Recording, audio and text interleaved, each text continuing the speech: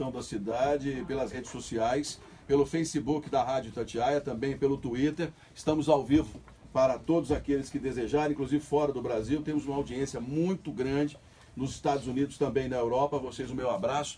Você que nos acompanha de todas as partes do território nacional, podem acessar, portanto, pelas redes sociais. Nós já estamos ao vivo. Ô Viana, meu nome é Daniel, eu quero compartilhar a minha indignação com um posto de combustíveis na rua Niquelina, próximo à Avenida do Contorno. Eles estão vendendo a gasolina a R$ 5,99. É um absurdo. Daniel, está acontecendo em toda a cidade. Com essa questão do desabastecimento, a não chegada dos caminhões, os preços estão subindo de uma maneira impressionante. Até a manteiga, que custava 3, 4, está custando R$ 9,00. E muita gente se aproveitando para poder ganhar dinheiro em cima de um momento complicado para todos nós, não é? Meu nome é Sérgio, estou afastado do trabalho desde 29/12/2017. Meu médico assistente e o médico da empresa me consideraram sem condições de retornar às atividades com segurança, devido aos medicamentos. O perito do INSS Pedro Leopoldo, apesar de apresentar a ele todos os atestados e relatórios, insiste em não conceder auxílio-doença. Estou sem receber do INSS da empresa, Viana. Me enrolei com um cheque especial no banco, entre outros transtornos. Peço ajuda. Ô Sérgio, o que eu acredito aqui, você terá que buscar um advogado previdenciário e esse advogado irá recorrer à Justiça Federal. Isso aqui é bem rápido, inclusive, viu?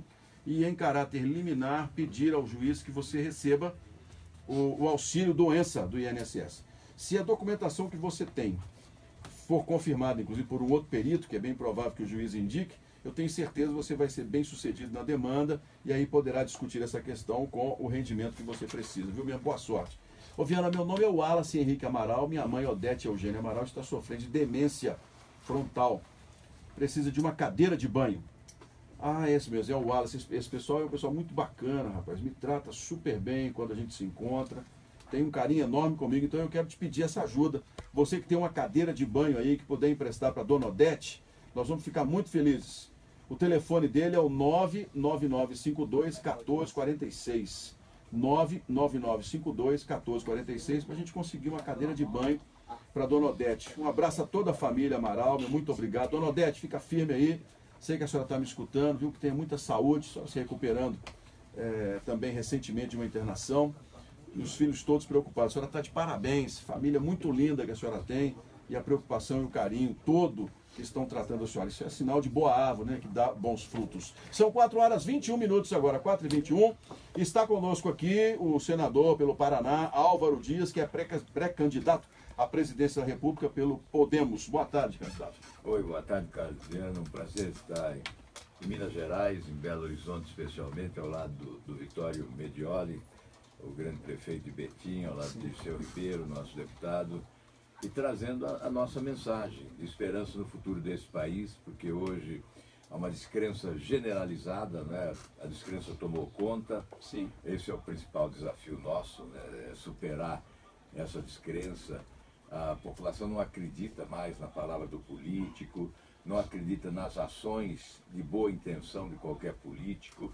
Então nós temos que chegar e conversar, olhar olho no olho e verificar se é possível ainda ressuscitar a crença nas pessoas que a perderam, né? E certamente é fundamental para o futuro do Brasil que isso se faça com inteligência, com lucidez, para não se errar mais uma vez. Bem, quero dar boa tarde também ao deputado de Seu Ribeiro. Boa tarde, deputado, seja bem-vindo, viu? Boa tarde, Carlos. Boa tarde, ouvintes. É com muita alegria e como vice-presidente do Podemos, eu acompanho o nosso pré-candidato à presidência da República, Álvaro Dias, e também aqui acompanhando o nosso presidente, doutor Vitório Medioli, que é uma pessoa que representa muito bem o nosso estado de Minas Gerais. E aqui é o cumprimento. Boa tarde, senhor Vitório. Boa tarde, Carlos. Muito obrigado pelo convite, por ter aberto os microfones da Rádio Itatiaia para ouvir o nosso candidato a presidente da República, o Álvaro Dias, que é uma grande esperança que surge no horizonte nesse momento tão conturbado e caótico no país. É uma pessoa de larga experiência que poderá dar muito ao país e recolocá-lo numa rota de crescimento e de justiça social. Ô Vitório, o prefeito, já vamos começar com a notícia. Amanhã as escolas municipais de Betim não terão aulas? Infelizmente não terão, porque o transporte escolar está desabastecido e os postos de Betim não tem mais combustível. Como você disse, tem um absurdo aí de preços, mas isso não seria nem por causa do preço, mas efetivamente pela falta de combustível que tem lá dentro. Na frente da Petrobras, um movimento imenso, não sai, não entra nada, até porque os próprios caminhoneiros estão aderindo em massa, e a população passa lá e levanta o polegar, apoiando. O Brasil precisa voltar no reto caminho, e não é desta forma, com essas ações de despreparo, né? De enfrentamento. Faltou planejamento, né? Em tudo. Falta planejamento, depois não pode.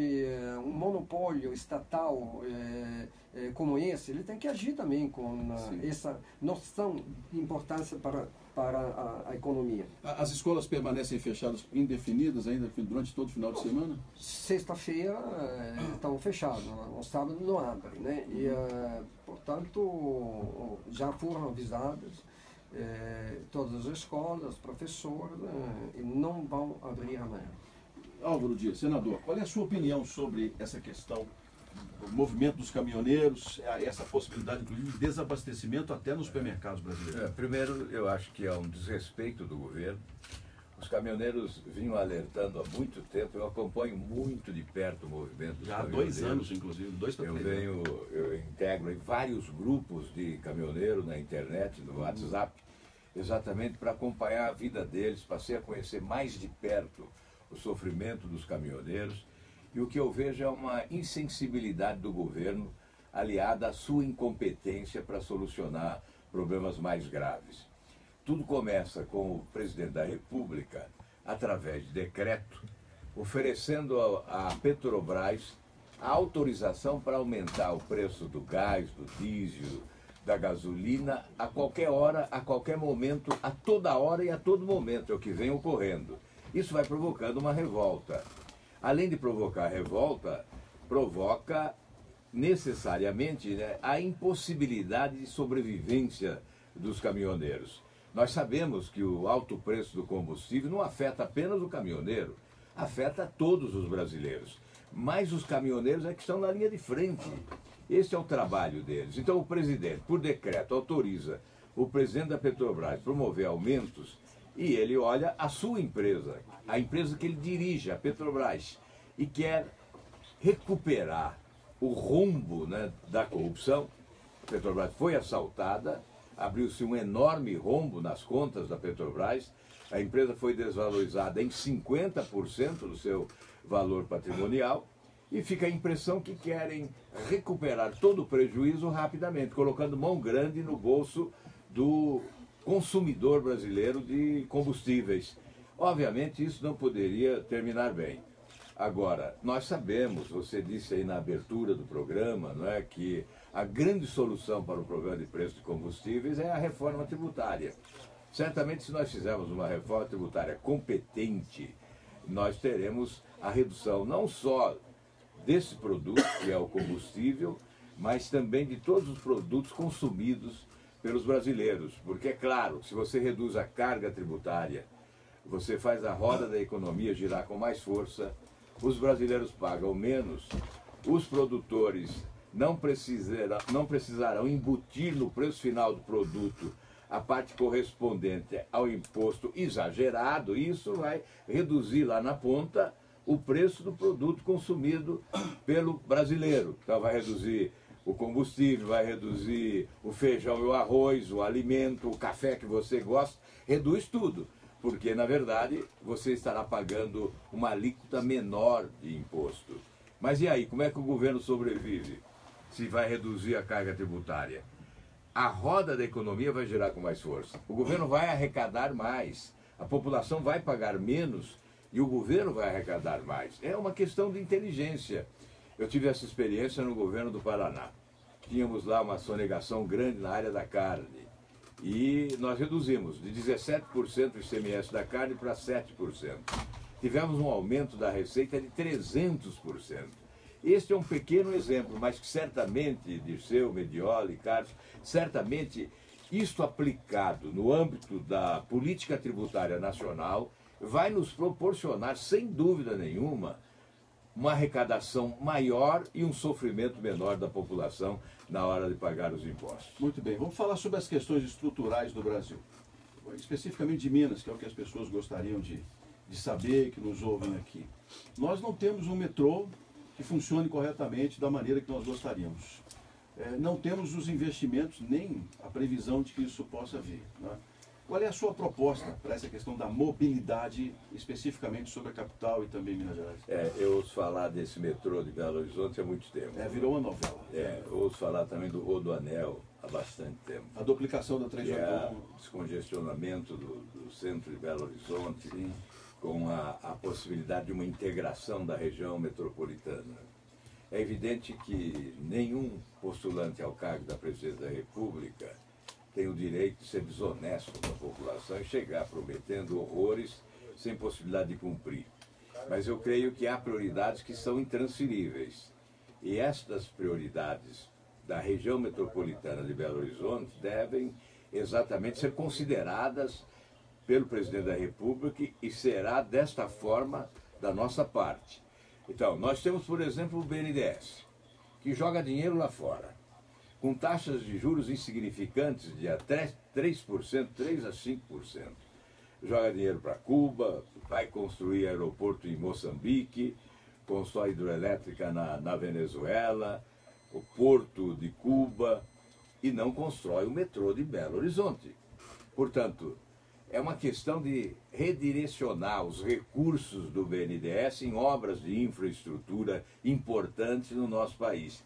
Eu venho denunciando o desvio de finalidade do BNDES desde 2005, denunciando a corrupção, denunciando os empréstimos secretos a nações tradicionalmente corruptas e ditatoriais, ditadores sanguinários esmagando os seus povos na pobreza e ganhando sobrevivência com recursos públicos do nosso país, recursos que faltam aos brasileiros na geração de emprego e na construção de obras como, por exemplo, do metrô de Belo Horizonte. Então é uma questão de redirecionar. Aliás, nós temos que rever todos os orçamentos desse país, fazer a leitura correta do que é prioridade para a população, porque hoje nós verificamos que os governantes que se preocuparam demais em instalar um sistema que é fábrica de escândalos e corrupção e que é matriz dos governos incompetentes, esses governos não sabem fazer a leitura do que é prioridade para a população. E eles só pensam, como você disse no início, em projeto de poder de longo prazo. Esse foi o objetivo. Não idealizar um projeto de nação, idealizar um projeto de poder de longo prazo. E corromperam, e abriram as portas para a corrupção, e desfalcaram o país, rasparam os cofres públicos, assaltaram as finanças dos brasileiros, destruíram empresas como a Petrobras, em nome de um projeto de poder de longo prazo, e foram descobertos em tempo, e a Operação Lava Jato está colocando toda essa gente na cadeia. Álvaro Dias, com relação à violência, o que fazer? É outra questão. Nós precisamos de uma política de Estado. Ontem eu me reuni com o comando do Exército, estive na Marinha, busquei um assessor que é um general de 4 estrelas, me reuni com os policiais federais, estamos nos reunindo com a Polícia Militar, estamos buscando sugestões de todos os lados para a composição do mosaico de uma política de Estado para a segurança pública. Nós sabemos que faltam recursos hoje, mas eles não poderão faltar para sempre. Nós temos que substituir esse sistema de governança que esvazia o cofre, que fragiliza a capacidade do poder público investir em setores essenciais como a segurança pública, para reunirmos recursos a fim de que se possa oferecer uma política de segurança pública de Estado. Talvez muitos não saibam, mas 80% da criminalidade, eu fiquei sabendo isso ontem no Exército, 80% da criminalidade tem origem nas drogas. E nós não temos, na faixa de fronteira desse país, um monitoramento tecnológico, com avanço tecnológico, para que o Exército possa estabelecer uma ação de prevenção para evitar o contrabando de armas e o tráfico de drogas. Veja, isso é muito grave. 80% da criminalidade tem origem nas drogas, no consumo das drogas. E nós estamos idealizando, chegando à presidência da República, uma articulação entre países da América Latina para constituirmos uma frente de combate à produção e ao tráfico de drogas. O consumidor tem que ser tratado. Obviamente tem que ser responsabilizado pelo consumo, mas ele tem que ser tratado para ser recuperado. Agora, o governo tem que ser implacável com quem produz e com quem faz o tráfico da droga. E é preciso constituir essa frente internacional ligada à Organização dos Estados Americanos, uma frente latino-americana de combate à produção das drogas e ao tráfico das drogas na América Latina. Começa por aí, nós teríamos o programa inteiro para falar de todas as medidas de segurança, né? Mas eu vou colocar mais uma questão que eu acho fundamental. Pois não. Além, é claro, da instrumentalização das instituições policiais, do aparelhamento do Estado, da qualificação dos profissionais de segurança, do salário adequado para que ele possa exercer essa profissão de risco com motivação, mas a autoridade afrouxou no Brasil. É preciso estabelecer tolerância zero em relação ao crime, à criminalidade e à corrupção. Se as autoridades não se impõem, a marginalidade se sobrepõe. Os marginais se consideram mais poderosos que a autoridade constituída. Então é preciso conferir autoridade a quem comanda. A todos os que comandam, em todas as escalas do sistema de segurança pública, autoridade para agir com rigor, para agir com implacabilidade, para enfrentar o crime com coragem e sem receio de ser punido por quem enfrentou com coragem o crime e adotou as providências mais rigorosas. Educação. O que o senhor pensa e o que pode ser feito para melhorar essa questão? Olha, eu fui relator do Plano Nacional de Educação, o relator final no Senado Federal. Apresentei 103 emendas, depois de ouvir todos os especialistas da educação pública, do ensino privado. 103 emendas, melhorando a proposta. A metade destas emendas foram emendas aprovadas, mas as mais importantes não foram, aquelas que diziam respeito à instituição da Lei de Responsabilidade Educacional, ou seja, obrigando a aplicação das metas, o cumprimento das metas e responsabilizando aqueles que eventualmente não viessem a cumprir as metas. Então o que ocorre? O Plano Nacional de Educação é letra morta, é apenas uma manifestação de intenção, ou é uma proposta eleitoreira, porque ele não é cumprido. Então, no Brasil, nós estamos acostumados a elaborar leis com o objetivo de preservar o bem, de fazer o bem, de combater o mal, e muitas vezes as leis que nós elaboramos são esquecidas, são ignoradas, são descumpridas. É o caso do Plano Nacional de Educação. Se estivesse sendo cumprido, nós estaríamos dando um salto de qualidade e teríamos um modelo educacional capaz, inclusive, de possibilitar a melhoria dos índices de produtividade no nosso país. O que diz esse plano? Tem lá um item, 10% do PIB para a educação. Nós temos hoje quase 10% do PIB de déficit público. Para cobrir o rombo nas contas públicas, quase 10%. Mas para a educação nós temos menos de 6%. Aí o professor ganharia um salário equivalente aos seus colegas acadêmicos, né, de curso superior. Então, igual a advogado, igual a engenheiro, igual a médico, mas não ganha. Aí você tem lá a formação, a prioridade para a educação infantil, a prioridade para... Aliás, o Medioli é um exemplo disso na sua administração, com uma creche que será exemplo, e nós vamos visitar esta creche dele, e vamos, inclusive, incorporar na nossa proposta, que é uma creche moderna, que certamente vai orientar as nossas ações quando estivermos discutindo educação infantil no país, que tem que ser prioridade. A educação básica, o ensino fundamental, com foco no ensino técnico, e especialmente com foco no ensino integral, que certamente proporcionará uma formação mais adequada à juventude brasileira. Obviamente não podemos descuidar do ensino superior, Mas na relação de prioridade nós começamos pela educação infantil, o ensino fundamental e, em terceiro lugar, o ensino superior. O senhor tem 2 minutos para me responder a última pergunta, para completarmos os seus 15. Né? Nós ainda temos 3 pré-candidatos. O Geraldo Alckmin, ex-governador de São Paulo, Ciro Gomes, do PDT, veio do Ceará, e Jair Bolsonaro. Né? Quem desses o senhor considera o adversário que estaria com o senhor no segundo turno? Por quê? O que pensa deles? Não, o adversário não é nenhum dos candidatos. O grande adversário é a descrença da população. Para que eu possa vencer as eleições, eu tenho que me fazer acreditado. Eu tenho que convencer as pessoas que eu estou dizendo a verdade. Aí não importa o adversário, seja qual for, se eu conseguir me comunicar com o povo brasileiro e convencer que eu tenho o melhor projeto, que é a refundação da República, que é a substituição desse sistema, que é um rompimento com um sistema corrupto, eu não tenho dúvida nenhuma que venceremos a eleição contra qualquer adversário. Muito bem, 4 horas 40 minutos, assim a gente completa os 15 minutos específicos para o candidato, o senador Álvaro Dias pelo Paraná, que gentilmente veio até aqui o plantão da cidade, a Rádio Itatiaia, expor as ideias dele. Uma boa tarde, meu muito obrigado por sua visita.